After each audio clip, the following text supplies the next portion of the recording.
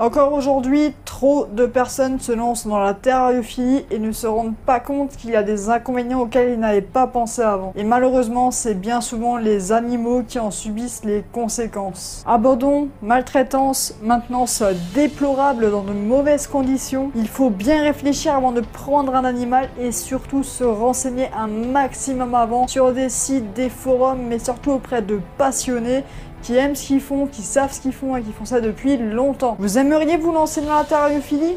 Je vais vous donner 4 raisons de le faire et 4 raisons aussi de bien y réfléchir avant. C'est parti, je vous dis à tout de suite.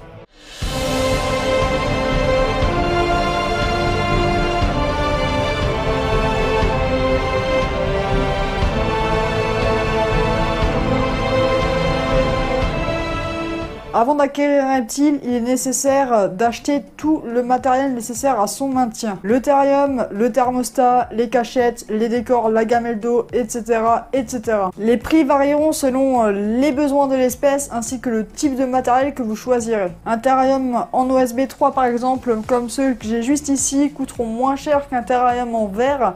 Par contre, le terrarium en OSB 3, vous devrez le vernir et passer une couche de silicone dans les angles pour le rendre étanche. À vous de choisir après si vous êtes un petit peu bricoleur et que vous pouvez vernir. Le bois a ses avantages et ses inconvénients, le verre également. C'est un choix à faire. Les prix varient du simple au double selon le type de terrarium. Je préconise juste de choisir plutôt la qualité plutôt que le prix bas de gamme en ce qui concerne le thermostat et le système de chauffage. C'est un besoin vital pour votre reptile. Il faut savoir que si vous avez un problème avec votre chauffage ou un gros problème avec votre thermostat et que votre chauffage n'est plus régulé correctement, ça peut tuer votre reptile. C'est une chose très importante. Pour moi, le thermostat et le système de chauffage sont des besoins vitaux. C'est là-dedans que vous allez devoir mettre le prix. Et c'est vrai qu'un thermostat à 60, 70, voire 80 €, c'est pas donné, mais c'est une chose que vous aurez besoin. Le matériel, en tout cas, c'est la partie la plus onéreuse en terrariophilie, hormis les frais vétérinaires qui peuvent aller très très haut, mais là n'est pas le sujet de la vidéo. Même si ça fait quand même partie des choses à prendre en compte quand vous prenez un reptile, je le mets quand même en parenthèse. Les frais vétérinaires, pensez-y, mais si vous prenez soin correctement de votre bête, théoriquement, il n'y a aucun problème. Vous ne devriez pas avoir besoin d'aller forcément régulièrement chez le vétérinaire, surtout si vous choisissez bien où vous prenez votre bête. Un reptile est un animal qui a besoin de s'alimenter régulièrement, que ce soit en rongeur, en poisson pour la plupart des serpents, ou bien en insectes pour les lézards, ou même en viande pour les gros varans par exemple. Le budget alimentation reviendra toujours moins cher pour un serpent que le budget alimentation d'un lézard ou alors d'un gros varan. Un gros varan c'est encore plus cher. Faut savoir que les criquets, les sauterelles, les blattes, etc. vous allez devoir les acheter vivants et ça coûte déjà un petit peu plus cher qu'une souris que vous allez devoir donner une fois par semaine, voire une fois tous les 10 jours, que vous allez sortir de votre congélateur. Le maintien de rongeurs congelés sera aussi plus aisé que le maintien d'insectes vivants. Gardez en tête toujours que votre reptile aura tout le temps besoin de s'alimenter, peu importe l'état de votre portefeuille ou votre situation. Voilà, que ça ne va pas pour vous, que vous allez bien, que vous ayez des soucis, c'est dommage pour vous, c'est malheureux, mais votre reptile est un animal qui aura besoin de manger, de vivre, peu importe les problèmes que vous avez, et ça, il faut y penser. Le budget alimentation est un budget à ne surtout pas négliger.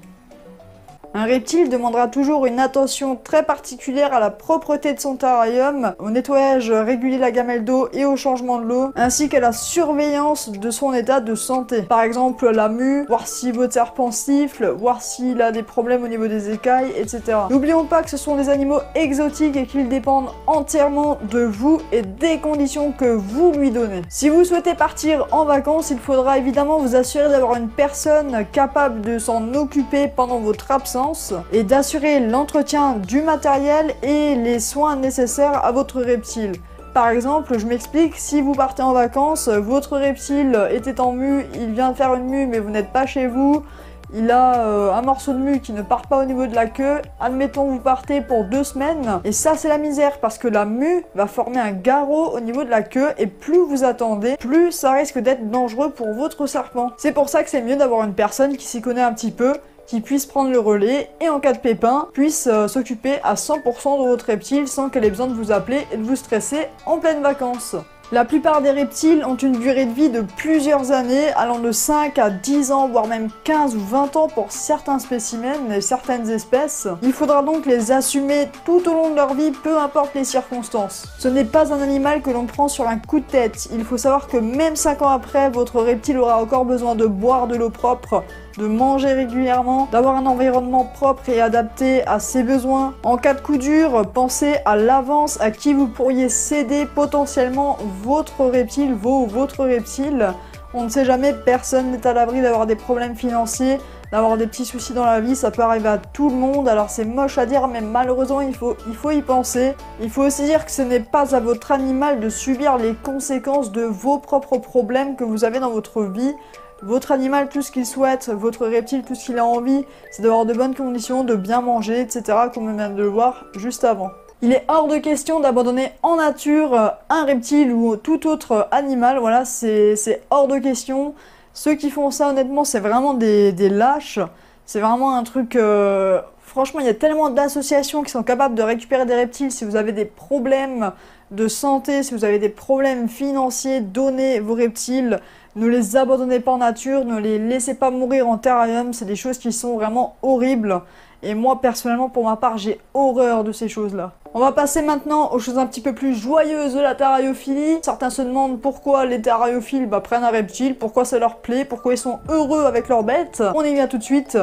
En France, encore peu de monde possède des reptiles chez eux. Ce sont des animaux donc qui fascinent, qui intéressent les personnes, qui font peut-être même peur et qui suscitent l'intérêt. C'est toujours très plaisant et très gratifiant de pouvoir faire découvrir un animal à une personne, de pouvoir la désensibiliser, de pouvoir lui expliquer ce que c'est, lui montrer un petit peu les choses, lui faire découvrir le milieu des reptiles. Observer un reptile évoluer dans son propre milieu de vie que vous lui avez créé est très gratifiant et très intéressant. De plus, chaque individu, même deux individus de la même espèce, n'auront pas forcément le même comportement. C'est un petit peu comme les humains, un petit peu comme nous, on a chacun notre caractère, chacun notre comportement. En soi, quand on réfléchit bien, un reptile ne vous apportera jamais rien en retour, donc il n'y aura pas d'affection, il n'y aura pas d'amour, il vous donnera strictement rien en retour. Et c'est bien là aussi un des intérêts de la terrariophilie, c'est de pouvoir observer des animaux qui gardent un espèce de petit caractère dit sauvage. Par contre, il vous apportera joie et satisfaction. Chaque reptile est différent, chaque reptile a son propre caractère et on ne le dirait pas comme ça, mais on s'y attache énormément. Chaque bête est unique, on les aime nos reptiles et c'est ça qui est cool aussi dans la terrariophilie, c'est qu'on s'attache énormément à nos animaux, autant qu'on pourrait s'attacher peut-être même à un chien. Après, il faut dire aussi que le lien n'est pas le même entre un chien et un reptile, mais ça ne veut pas dire qu'on n'aime pas nos bêtes, on les aime, on y donne du temps, de l'argent, des moyens. On fait vraiment tout ce qu'on peut pour qu'ils soient en bonne santé, pour pouvoir les observer. Si vous souhaitez vraiment une bonne raison de vous lancer dans la terrariophilie, je crois que celle-ci, c'est vraiment une des plus nobles. Que vous utilisiez des décors artificiels ou bien même des décors naturels, des terrariums plantés, etc. Vous pouvez sans problème créer un bel espace décoratif pour votre pièce qui va vraiment habiller par exemple votre salon, votre chambre, tout dépend d'où vous placez votre terrarium. Un petit peu à l'image d'un aquarium que vous avez certainement pu voir chez certaines personnes qui ont des aquariums chez eux super beaux.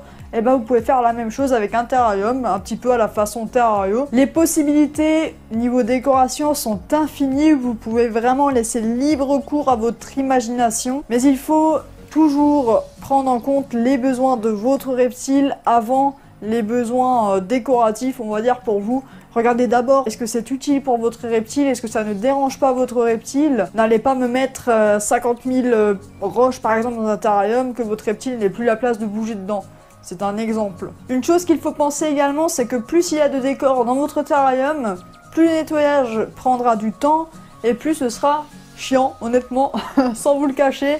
Ce sera vraiment chiant. Alors après, c'est à vous de voir évoluer votre reptile, le voir se sentir bien dans le milieu que vous lui avez créé, ça c'est une vraie victoire. Un reptile heureux est un reptile qui va se sentir bien dans son terrarium, qui va pouvoir se cacher, qui va pouvoir aller boire, aller vivre, faire sa vie, grimper, faire des choses comme ça, mais également en ayant sa paix. Et oui, les reptiles ont besoin d'avoir leur paix, il faut savoir les laisser tranquilles et les laisser vivre comme s'ils étaient dans la nature. Après, avec ça, il y a plein de façons de faire, il y a énormément de styles différents, à vous de vous renseigner, à vous de regarder un petit peu des vidéos sur YouTube de décoration, de recréation, d'environnement. Et comme d'habitude, ça reste un choix à faire et c'est une chose extrêmement cool en terrariophilie.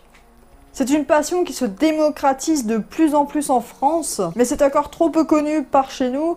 Le fait est aussi que beaucoup de monde ont beaucoup d'a priori sur les reptiles, certains ont même des peurs, des choses comme ça.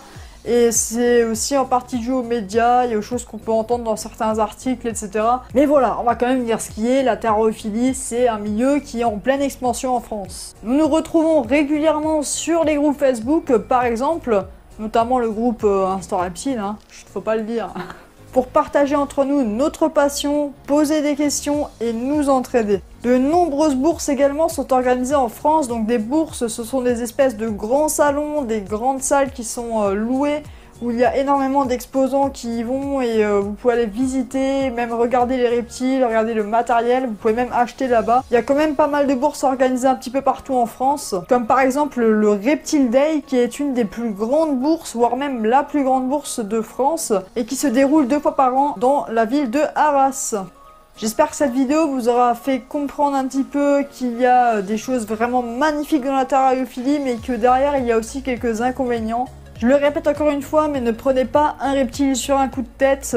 Et si jamais il devait vous arriver quoi que ce soit, ne l'abandonnez pas en pleine nature ou ne le laissez pas mourir. Confiez-le par pitié à quelqu'un, mais ne le laissez pas mourir. Ne lui donnez pas de mauvaises conditions, c'est n'importe quoi. Donnez-le le plus rapidement possible. Des problèmes, ça peut arriver à tout le monde, ça peut m'arriver à moi aussi. Si j'ai un souci, malheureusement je devrais me séparer de mes reptiles. Évidemment, j'espère que ça n'arrivera jamais. Voilà, mais personne n'est à l'abri, je ne suis pas à l'abri. Encore merci beaucoup à tous. Au moment où je tourne cette vidéo, on a dépassé les 850 abonnés, c'est un truc de malade. On est bientôt aux 900, peut-être même quand cette vidéo sortira, nous serons déjà aux 900. Voire peut-être même plus, peut-être même aux 1000, j'en sais rien. Faire des vidéos sur YouTube et discuter un petit peu avec des passionnés, des personnes qui s'intéressent à ces milieux-là est une chose qui me plaît vraiment. Faire des vidéos est devenu vraiment une passion pour moi à part entière en fait. Et vous faire des vidéos sur les reptiles, tout ça, c'est vraiment classe. Moi, ça me plaît. Ça me plaît de vous partager l'évolution, ça me plaît tout ça. Et ça me plaît aussi énormément de voir vos commentaires super sympathiques. Je vous remercie. N'oubliez pas les réseaux sociaux, le groupe et la page Facebook, la page Twitter, n'hésitez pas, follow également. Le serveur Discord, c'est totalement gratuit, vous pouvez venir discuter avec nous. Vous avez tous les liens en description. Moi, je vous aime, je vous souhaite une bonne journée ou une bonne soirée. Et n'oubliez pas, avec Instant Reptile, détendez-vous rien qu'un instant. Ciao!